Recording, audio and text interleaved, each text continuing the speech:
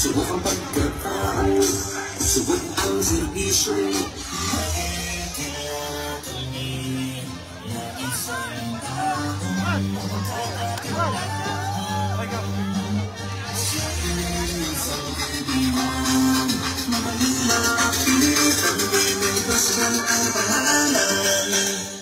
Congressman Eming na kami, kung Eming Pascual na kami, Congressman Eming na kami.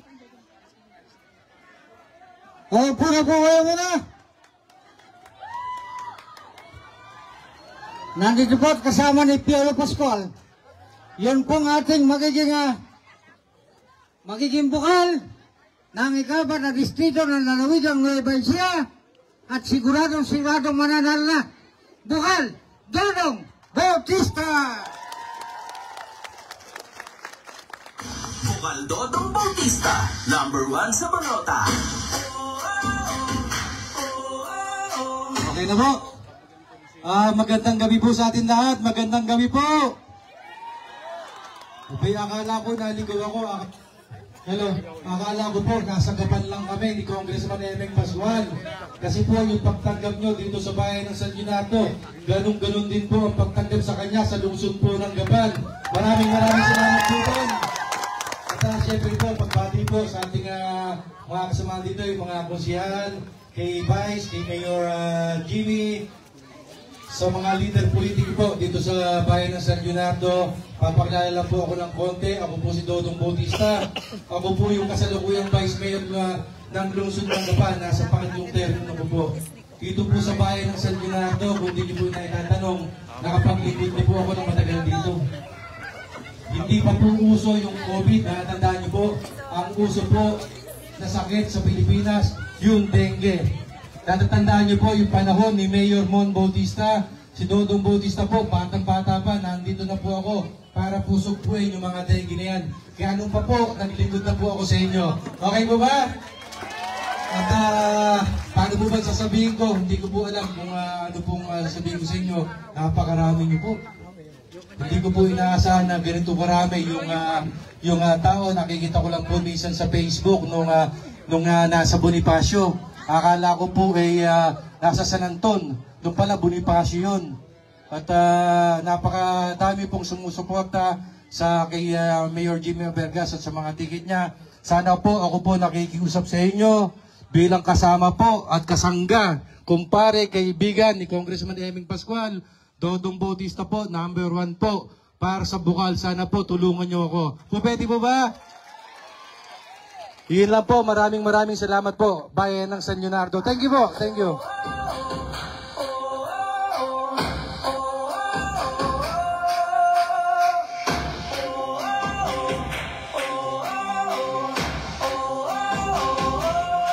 Dodong Bautista, aming bukal. Dodong Bautista, Distrito 4. Oh, ayan po, ang galing na Vice Mayor, magiging mahusay na bukal. Bukal, Dodong Bautista. At siyempre po ang kasama, ang idol po ng bayan, Congressman, manatiling Congressman, Evan Pascual. Ayan. Magandang gabi po sa mga taga-Castiliano. Kumusta na kayo?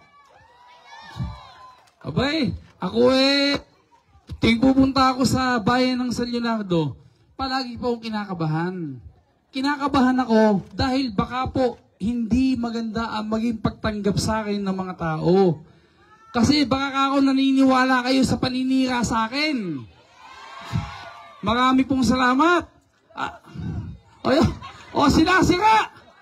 Talaga naman Alam po ninyo, sa totoo lang, nagpapasalamat po ako sapagkat hindi po kayo niniwala sa paninira. Alam nyo, biling ko kay Mayo Jimmy, kay Vice Ivan at sa mga konsehal, wag na wag kayong maninira. Ang kailangan, ang sabihin nyo, kung ano ang plano nyong maganda para sa bayan ng San Leonardo. Pero sila, kung sila ay nakaupo, at dating naupo, dapat ang baon-baon nila sa pipag-usap sa tao, ano yung kanilang nagawa at ano yung gagawin pa. Dapat ganon, hindi po paninira. Yung ba namang tatay ko? Ala namang ilalaban sa Leonardo, po tatay ko inuulam dito. May 81 anyos, kapitan ng Pambuan, ano pa kayo ng tatay ko sa labanan namin? Natatawan lang sa kanila tatay ko. Aba, huwag silang mainip, mauna pa sila sa tatay ko. Malaas pa po sa kalabaw, si Boy Pascual. Yung ba namang Pascual, ginagawa pang pas lang. Marunong na ang tao. Hindi na kayang bulahin ng tao. Kinakailangan, resibo. Ano ginawa mo? Ba't ka muling iboboto? At bakit ka dapat ibalok sa posisyon na gusto mo? Hindi na po uso yung bulahan. Hindi na uso ang takutan. Ako, tama, bulok na talaga sila. Hindi na kayo mauto. Eto, tingnan nyo ha. Ang bayan ng San Leonardo, magsisimula sa boundary ng Gapang sa Tulay, matatapos hanggang sa bayan ng Santa Rosa. Pinakamahaba na komersyo ang bayan ng San Leonardo. Tanong ko kayo, bukod sa Jollibee at Malaking Hospital, may iba yung establishment dito? Mayroon bang negosyo na nakatayo dito sa bayan ng San Leonardo? Walang asenso ang bayan ng San Leonardo. Sa amin po sa Gapan, tingnan nyo, siksikan. Ando na lahat ng negosyo. Kaya maunlad. Alam nyo ano ang sikreto ng bayan ng San Leonardo na hindi nyo nakikita? Ang sikreto, ang totoo pong sentro, ang bayan ng San Leonardo. Hindi totoo yung Gapan. Ang Gapan po, nasa dulo, nasa sulok, Bulacan na kasunod. Ang San Leonardo, napapalibutan ng bayan ng Santa Rosa, Peñaranda, General Piño, Gapan, San Isidro, Jaén. Kayo ang tunay na sentro. Ano problema? Ba't wala pong asenso? Ang problema, magpalit kayo ng mayor. Gawin yung mayor! Kababago San Leonardo.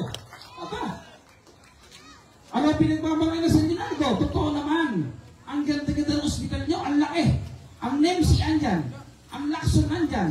Malaki nga. Pagpunta kayo, ano mangyayari sa buhay nyo? Dalawa ang problema ng mga nagkakasakit sa bayan ng San Leonardo. Unang-una, pang-deposito. Kapag nakapangutang na kayo ng pang-deposito at ginamot kayo sa mga ospital sa San Leonardo, ano nangyayari? Pag matapos yung gamutin, mangungutang na naman. Pang-tubo sa ospital ng pamilya nyo. Huwag po kayong mag-alala. Yung problema nyo na yan, malapit nang matapos. Dahil 3 mo na lang, yung ospital natin.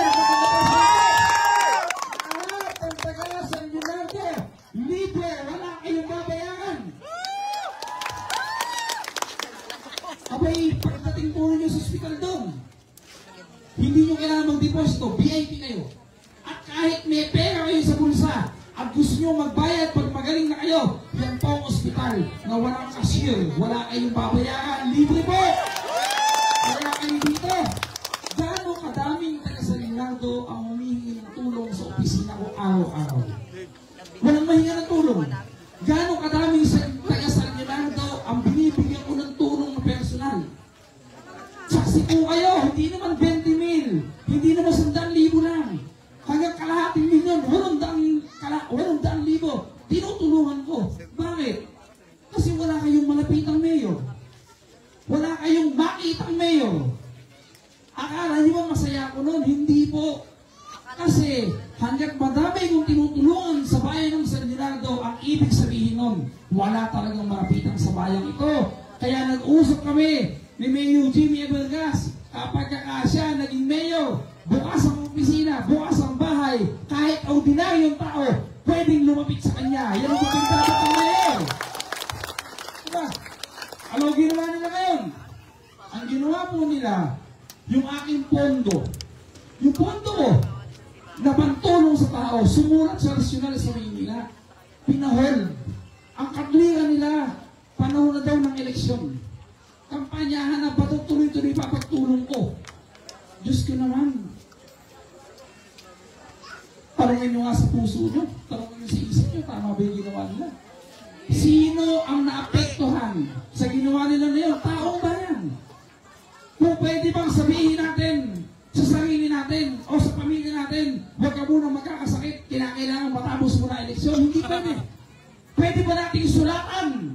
Padala ng LBC sulat, sabihin natin, sakit-sakit, huwag ka munang dumapo pagkatapos ng eleksyon sa akin nung dumating sa amin. Hindi po. Sino na perwisyo? Kayo. Sana hindi isinasama sa pamumulitika ang mga tao na kailangan ng tulong. Kawawa po kayo.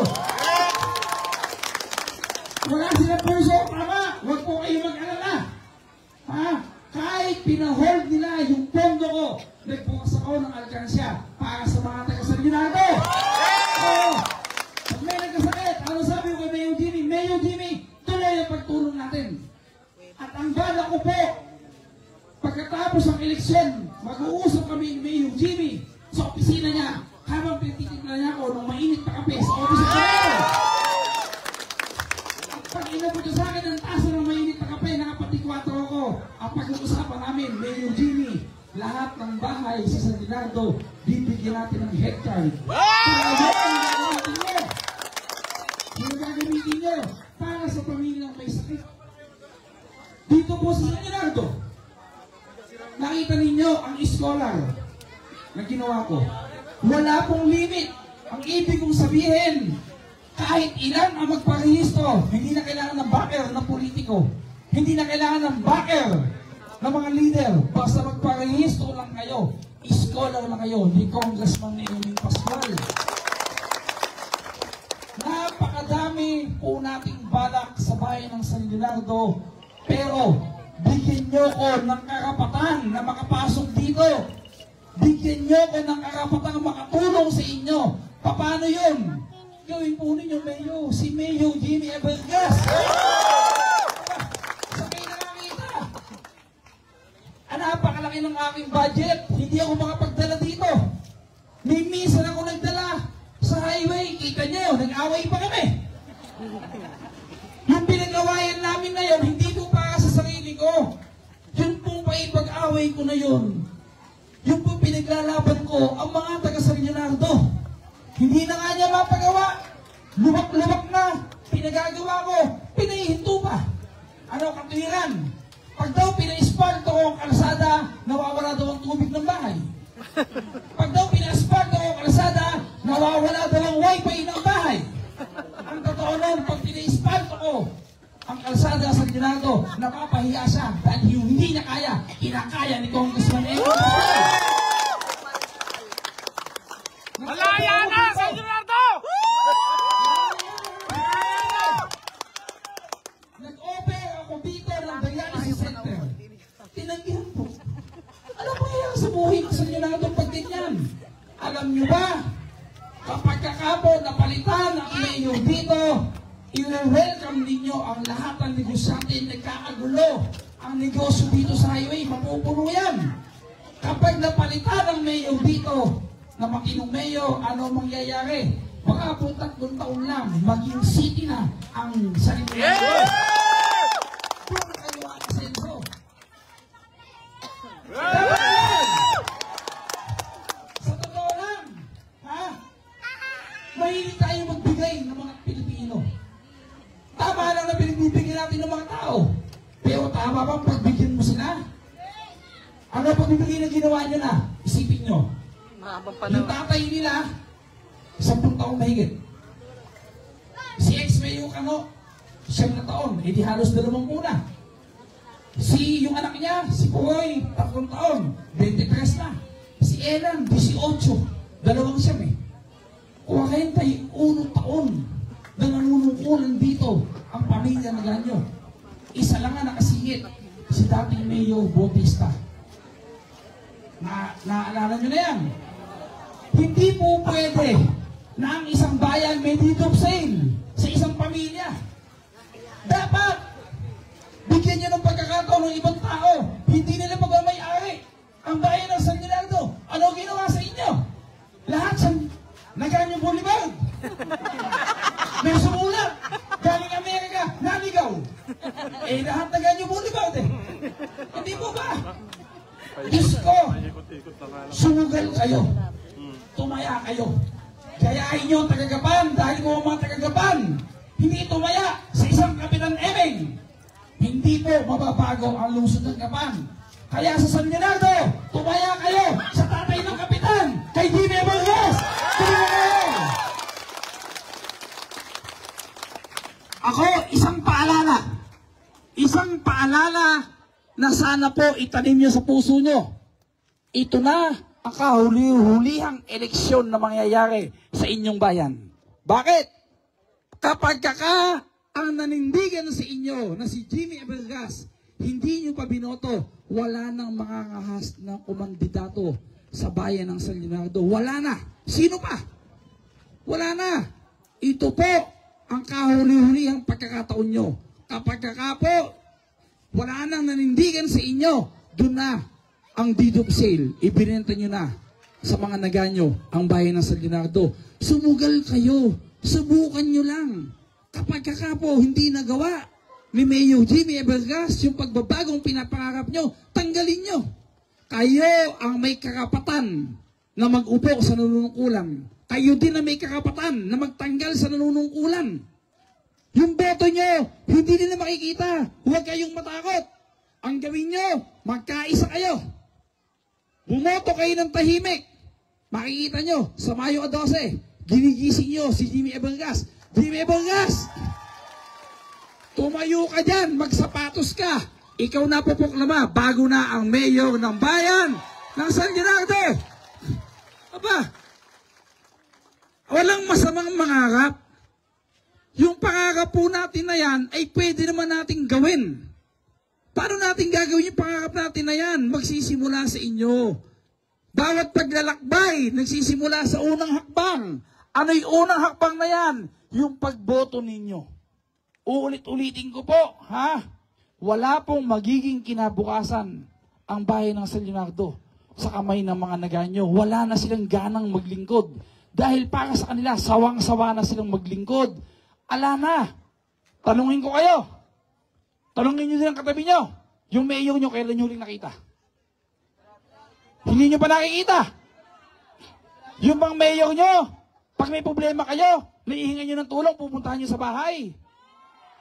Yung mayor nyo ba, pinuntahan man lang kayo sa bahay nyo, kinumusta kalagayan nyo pagkatapos ng eleksyon? Wala. Wala po. Yung mayor nyo ba, may nakausap ako dito, 5 beses nagpunta sa munisipyo, hindi nakita yung mayor nyo. Ano ginawa?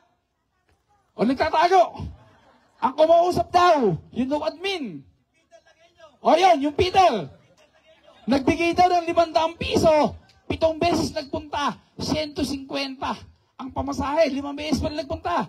500 piso binigay, 750 ang pamasahe, lugi pa ng 250. Diyos ko naman, ang mayor po, tagapamahala lang ng pera ng isang bayan. Yung pamamahala ba ng mayor nyo, natitikman nyo ba yung pera, nakikita nyo ba? Diyos ko po, sumugal na kayo at ako, Mayor Jimmy, nakikita ko sa mata ng mga tao dito, kitang-kita ko, uhaw na sila sa pagbabago. Gustong-gusto na lang lumaya. Gustong-gusto na lang lumaya. Ito na po yung pagkakataon na yun. Uulitin ko, ako po ay napakadami kong plano dito sa bayan ng San Leonardo.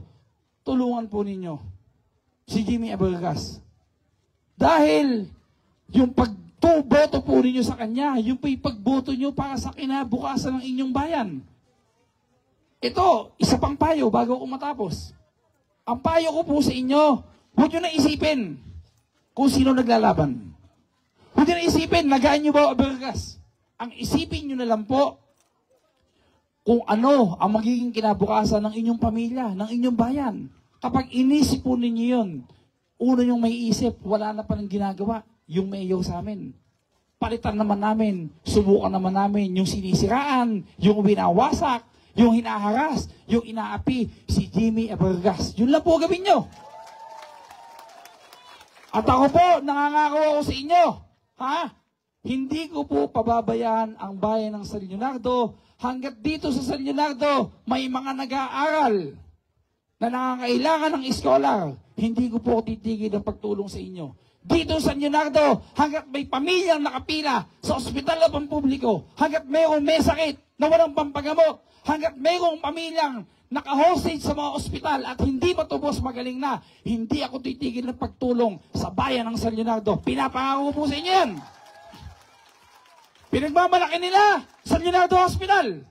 Asan na San Leonardo Hospital? Pinagpapagamot mo sa inyo doon. Ayun, Panayam Vlog. San Leonardo Hospital. Walang gamot. Ano gagawin nyo doon? Magpapacheck up? Kaya nga eh. O kayo na nagsasabi niyan. O hinahamon ko kayong lahat. Lahat ng magkakasakit. Doon magpunta sa San Leonardo Hospital. Kung totoo, yung San Leonardo Hospital, sana wala nang umiiyak na hindi makalabas ng NMC. O walang lusartan. Wala doktor, puro reseta. Pero kung i-vlog nila, gano'n na lang po. Huwag kayong mainip, ilang araw na lang po, nasa inyong mga kamay ang magiging kinabukasan ng bayan ng San Leonardo. Parang awa nyo na po. Diyos ko po, bigyan nyo ng pagkakataon ng Team TV. At bago po ako matapos, pinapakiusap ko po sana sa inyo, yung pong aking kasama sa pamumulitika sa lungsod ng Gapan, 3 term kong na naging vice mayor. Ngayon po, nakiusap ako, nasamahan ako sa distrito, andito po, handa pong tumulong sa inyo si Bukal Dodong Bautista. Tanong uli. Tanongin nyo yung sarili nyo, tanongin nyo yung katabi nyo. Sino sa mga nanalong bukal ang binalikan kayo para kumustahin kayo? Mayroon man nang kumusta pagkatapos maging bukal? Binalikan kayo, kumusta na kayo? Binoto nyo ako? Mayroon ba? Subukan po ninyo. Si Dodong Bautista, i-straight po natin. Sigurado po, habang kumukuha ko ng pondo sa Maynila, si Dodong Bautista umiikot sa bayan ng San Leonardo para maghatid ng tulong sa inyo. Ngayon, andito po, hindi ko na iisa-isahin yung mga konsyal. Pupunta pa ako ng General Tino. Kanina pa po naghihintay yung mga tao doon. Si Mayor Jimmy Abergas, si Vice Mayor Ivan Abergas, yung pong 8 konsyal. Pagtulong-tulungan po natin. At saka po si Dodong Bautista. At natanong ko po kanina, si Kapitan Tarasio. Andiyan po si Kapitan Tarasio. Ayun. Tingnan nyo, gaano kagaling yung mayor nyo. Kailangan niya ng barangay hall, gymnasium, binigyan ko ng pondo. Kung wala silang lupa, kailangan nilang mag-loan. Dahil hindi niya kasama, ang ginawa po, hindi binigay yung mga papeles, hindi makapag-loan. Ako na nga tumutulong. May gymnasium na, may gym pa, ayaw pang, hindi naman sa kanya hihingi ng pera. papel lang na dapat naman ibigay sa barangay. Pamimihwisyo ginawa. Ano ginawa ko? Ayan po, buhay si Kapitan Tanasio. Binayaran ko yung lupa. 4.7 million pesos cash. Magkaroon lang ng barangay hall ang barangay Tabuating. Aba, gawin nyo akong hindi. Pagbigyan nyo pala ako na maging mayor si Mayor Jimmy. Sa susunod na meeting dito, covered court na to eh. Totoo yan. Napakasimple lang po sa akin. Napakasimple lang. Sa totoo lang po. Isa lang ang solusyon sa lahat ng ito bago po ako matapos. Sana po bigyan nyo ng pagkakataon na maglingkod sa inyo si Mayor Jimmy Abergas. Maraming salamat po sa inyo lahat. Pagpalain po tayo ng Panginoon Diyos. Hindi ko po pababayaan ang bayan ng San Leonardo. Salamat po sa inyo. Maraming salamat. Salamat po. Na isang taong mapagkakatiwalaan, isang kaibigan, magaling malapit, ang Eming Pascual ang pangalan. Congressman Eming na kami, kung Eming Pascual na kami, Congressman Eming na kami, siya ang tunay na lingkod bayan. Siya mabuting tao, at wala siyang bisyo, tapat at makabayan, hangad ay pag-asinso, sa Distrito 4, atin siyang samahan, sa kahirapan, Congress Highway tutulungan, ating tandaan, Eming Pascual pangalan, pagtulong sa tao. O pinapargo natin ang ating buting Congressman Eming Pascual at ang ating bukal Sadang Bautista.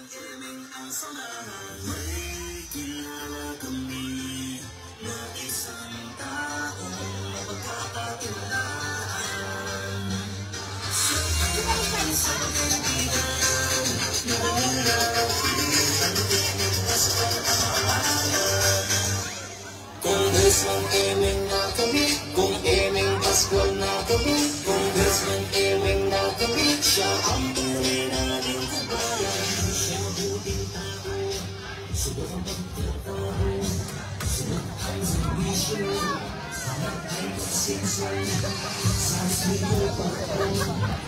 Sa bala, magtutuloy sa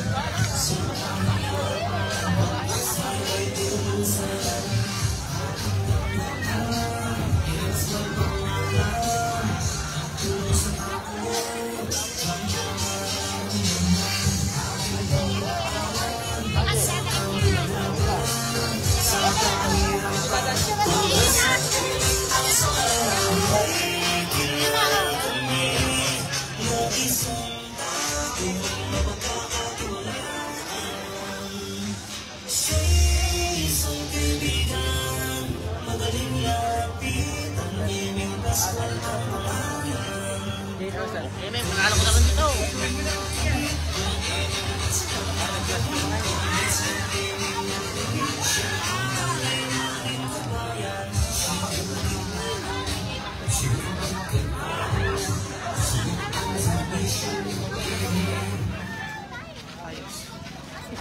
Ayan po.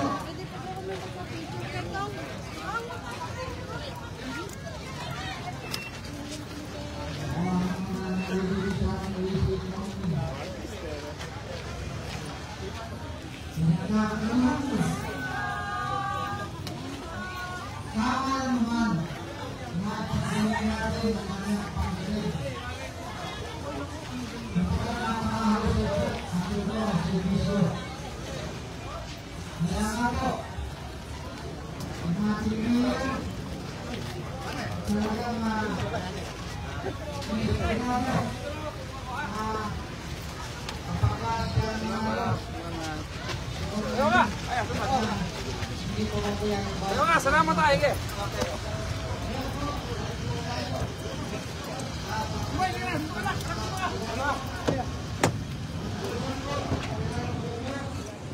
Salamat.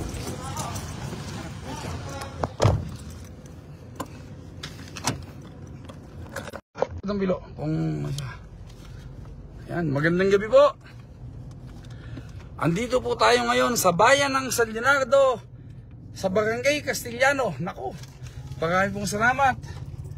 Salamat po sa napakainit na pagtanggap. At ang sarap po magsalita dito. Alam nyo kung bakit? Abay, pati po huni ng gamot talagang makikirinig po ninyo lahat. Lahat po talaga nakikinig. Lahat po pinag-aaralan ang sinasabi mo kung naninira ka lang o nagsasabi kang totoo. At nakita ko po sa mga taga San Leonardo, talaga pong gising na sila. Talaga pong alam na nila kung noon dapat gawin. Kaya ako po, nagpapasalamat ako ng marami sa napakainit na pagtanggap dito po sa bayan ng San Leonardo. Huwag po kayong mag-alala. Pangako po sa inyo, yung dekalibo yung serbisyo ni Congressman Eming Pascual, hindi ko po yan ihinto. O sige po, at papunta po kami ngayon sa bayan ng General Tino. Diyan naman ako ngayon sa Papaya. Sige po, maya 20 minutes Papaya po tayo. Magandang gabi po, salamat po sa inyo. God bless.